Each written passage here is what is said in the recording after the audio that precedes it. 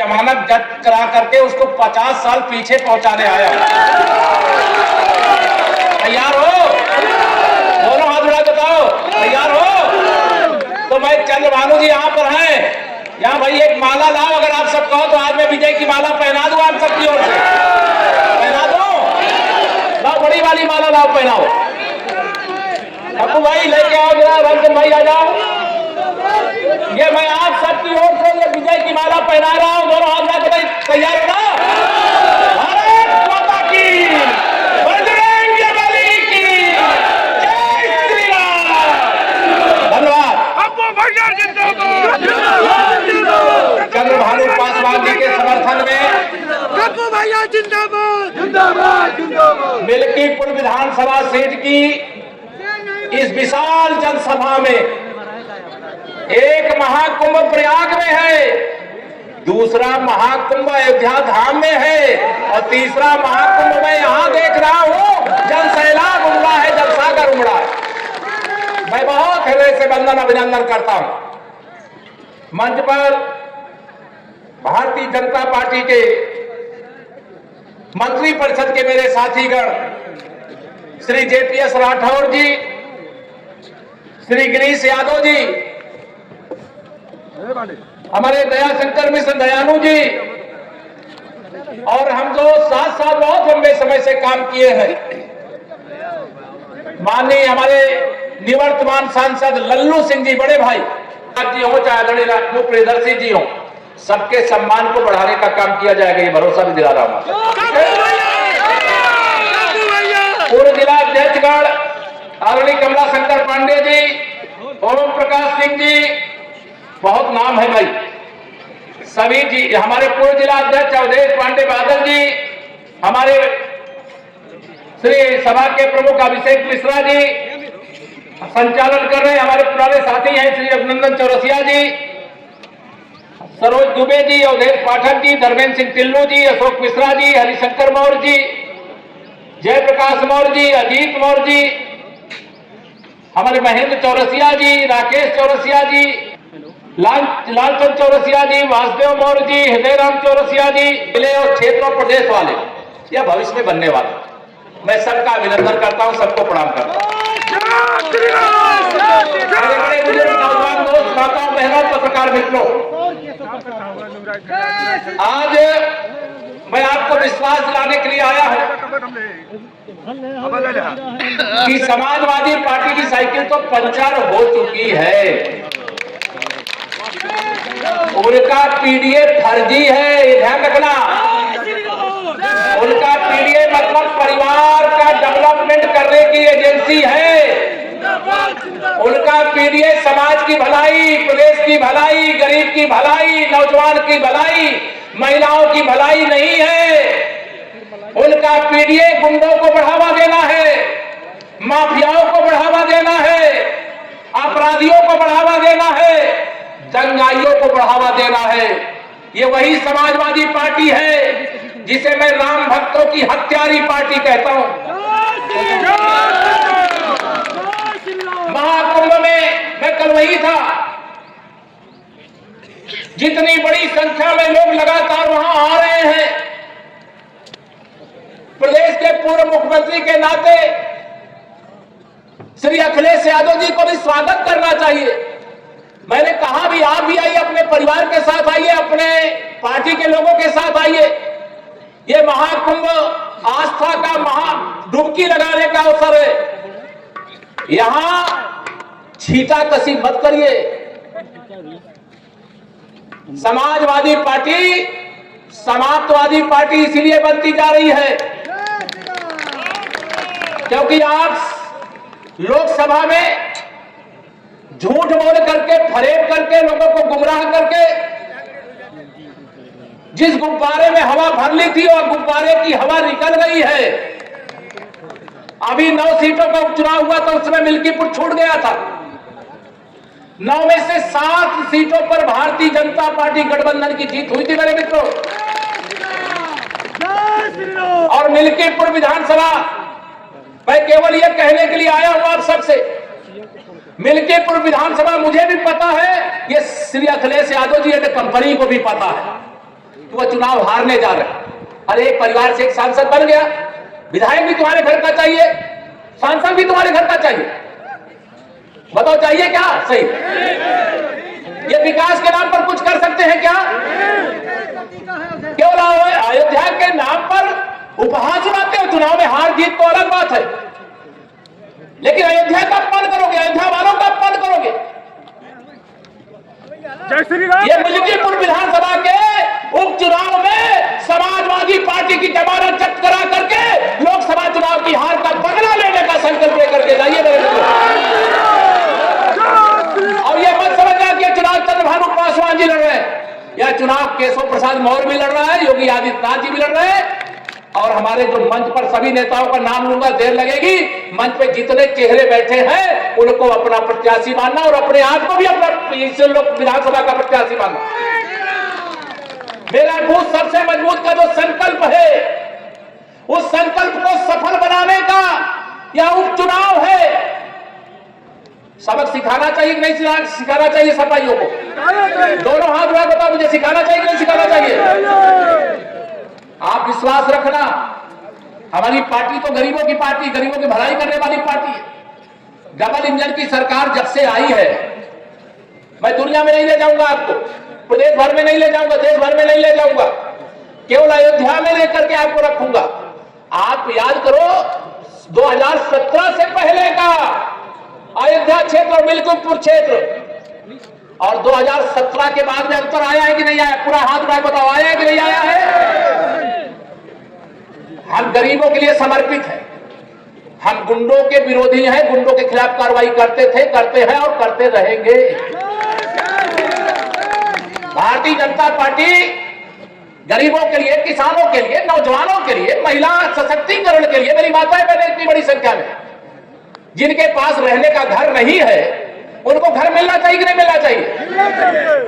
मोदी जी की तीसरी बार सरकार बन गई, उन्होंने पहला फैसला किया कि जिनको घर मिल गया उनको बधाई, लेकिन जिनको नहीं मिला है मैं उनको भी घर बना करके देने का काम करूंगा, प्रधानमंत्री आवास बना के देने का काम करूंगा।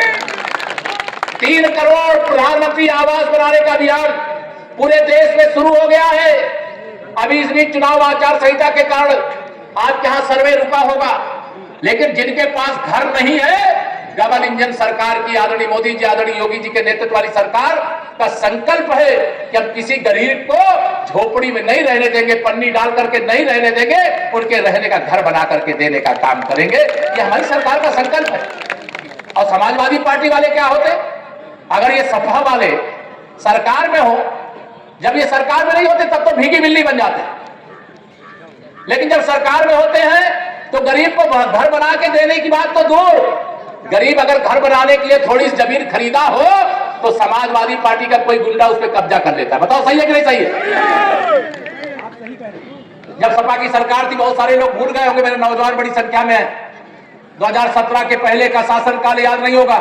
ये उत्तर प्रदेश दंगा प्रदेश बन गया था, गुंडा प्रदेश बन गया था, माफिया प्रदेश बन गया था, अपराधियों का प्रदेश बन गया था, भ्रष्टाचारियों का प्रदेश बन गया था। बहुत कुछ काम हो चुका है, लेकिन अभी भी बहुत कुछ बाकी है। इसलिए श्री अखिलेश जी को मैं कहा करता हूं, अपने समर्थकों से कहते जरा एक होर्डिंग लगा दो। क्या होर्डिंग लगवाते? 27 का सत्ताधीश। और मैं आपसे विश्वास के साथ कह सकता हूं, 27 तो छोड़ो, ये 2047 तक सत्ता के इर्द गिर्द आने वाले नहीं है। अच्छा, जिसके साथ गरीब रहेगा, किसान रहेगा, नौजवान रहेगा, माताओं बहनों का आशीर्वाद रहेगा, उसकी विजय को कोई रोक सकता है क्या? दोनों हाथ में रोक सकता है क्या? आपकी ताकत के बल पर ही हम देश और प्रदेश में, सरकार में कोई बात नहीं, आपने हमको इसका अफसोस नहीं है। हम चुनाव में हार और जीत होती है, कुछ सीटें सपा और कांग्रेस के गठबंधन ने जीत ली, लेकिन जीतने का मतलब इतना अहंकार दिखाओगे, मेरे अयोध्या धाम का अपमान करोगे, ये बर्दाश्त करोगे क्या आप लोग? मैं आप सबसे यहां पर यही कहने के लिए आया हूं, हमारा प्रयागराज महाकुंभ वहां पर चल रहा है, भारतीय संस्कृति का एक ऐसा स्वरूप वहां देखने को मिल रहा है कि आनंद आ जाता है। पहली बार वहां हिंदू संत भी हैं, हमारे सिख संत भी हैं, हमारे जैन संत भी हैं, वहां हमारे बौद्ध संत भी हैं जो वहां संगम में आस्था की डुबकी लगा रहे। ये अखिलेश यादव जी आपसे देखा नहीं जा रहा है। अगर आपको दृष्टि दोष हो गया तो आपका इलाज करा लो भैया, और मानसिक रोग हो गया तो उसका भी जाके इलाज करा लो। लेकिन हमारे आस्था की डुबकी पर कुदृष्टि डालने का काम मत करो। समाजवादी पार्टी का इतिहास राम भक्तों के खून से अयोध्या को लाल करने का रहा है। निहत्थे थे राम भक्त, केवल श्री राम जय जय राम का जप करते हुए जा रहे थे। आज मैं जब सुबह आ रहा था तो टेलीविजन पे देखा कि जैसे प्रयागराज महाकुंभ में डुबकी लगाने वालों का एक महासागर आ गया है, वैसे अयोध्या में भी बहुत भीड़ आई है ना। दोनों हाथ रख दो, आई है कि नहीं आई है? इतनी बड़ी संख्या में। अब श्री अखिलेश यादव जी की ये समझ में आएगा, जब 2 लाख से लेकर के 5 लाख लोग रोज आएंगे तो रोजगार क्या सैफई वालों को मिलेगा कि अयोध्या वालों को मिलेगा? भारतीय जनता पार्टी की सरकार होती है तो महाकुंभ में ऐसी व्यवस्था में नहीं जानता आप में से कोई अभी डुबकी लगाने गया कि नहीं गया। लेकिन जो गया, गए कोई? अच्छा, एक हाथ कुछ उठ रहे, और जो नहीं गए आइएगा। अभी कल मौनी अमावस्या सबसे बड़ा अष्टांग पर्व है, फिर बसंत पंचमी का, फिर उतनी भीड़ नहीं रह जाती है, आप सब आ सकते हो। लेकिन अगर श्री अखिलेश यादव जी की सरकार हो तो सैफई महोत्सव होता है, सैफई में डांस होता है।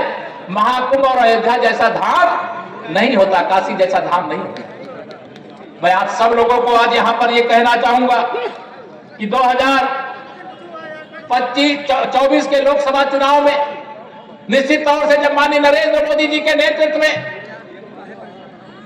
हमारी तीसरी बार सरकार बन गई, उससे देश भर में खुशी की लहर जरूर थी। लेकिन मोदी जी के नेतृत्व में जब बहुमत नहीं मिला तो उसका कष्ट भी था, मलाल भी था।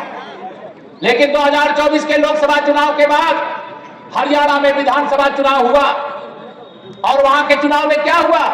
तीसरी बार भाजपा सरकार बनी और वहां कमल खिल गया। महाराष्ट्र में चुनाव हुआ, बहुत सारे यहां के लोग मुंबई रहते हैं। इतनी बड़ी विजय जैसे 2017 में हम लोग को यहां पर मिली थी 325 सीटें। सारे महाराष्ट्र के राजनीतिक इतिहास में जितनी बड़ी विजय किसी भी दल के खाते में रही होगी, उससे बड़ी विजय वहां भारतीय जनता पार्टी गठबंधन को मिली। मैं आप सबका आह्वान करना चाहता हूं, निवेदन करना चाहता हूं, यहां मेरे कार्यकर्ता साथी उनसे भी कहना चाहता, आप जनता से जो वादा करोगे पूरा करने की गारंटी देकर के जा रहा हूं। गरीब की भलाई के लिए आप जनता के बीच में जाते हो। 5 तारीख को मतदान होना है, और मतदान का प्रतिशत, मेरा बूथ सबसे मजबूत नारा ठीक है। लोग वोट देना चाहते भाजपा को, बताओ देना चाहते कि नहीं देना चाहते? दोनों हाथ में बताओ, देना चाहते कि नहीं देना चाहते? चंद्रभानु जी को जिताना चाहते ना? मैं इसलिए एक आगे बात इतना कह रहा, इनको जिता करके और समाजवादी पार्टी की साइकिल को पंचर करके उसको कायदे से पैक करके सैफई पार्सल कर दीजिए, कर दोगे? मेरा कहना है, मैं सपा को की जमानत में आज जब आया, मैं सोचा मैं क्या करने जा रहा हूं, वहां तो भाजपा का कमल खिल रहा है, तो मैंने कहा एक लक्ष्य देकर के आता, और वह लक्ष्य है समाजवादी पार्टी की जमानत जब्त कराने का। जमानत जब्त कराओगे? आज कौन सी तारीख हो गई? 28। कितने दिन चुनाव को बचा? अभी 6 दिन प्रचार का बचा है, 3 तारीख तक प्रचार होगा, और ये 6 दिन तक आप सबको जैसे एक प्रत्याशी घूमता है घर घर, हमारे यहां पन्ना प्रमुख तक की रचना हुई है। मैं आप सबको यही कह करके जाऊंगा कि मेरा बूथ सबसे मजबूत, इतने बड़े अंतर से जिताना। अपने बूथ को, आपने बूथ जीता तो विधानसभा जीत लिया, बूथ में सपा की जमानत जब्त कराई तो आप समझ लीजिए विधानसभा में सपा की जमानत जब्त करा दिया। यह लक्ष्य लेकर के काम करिए।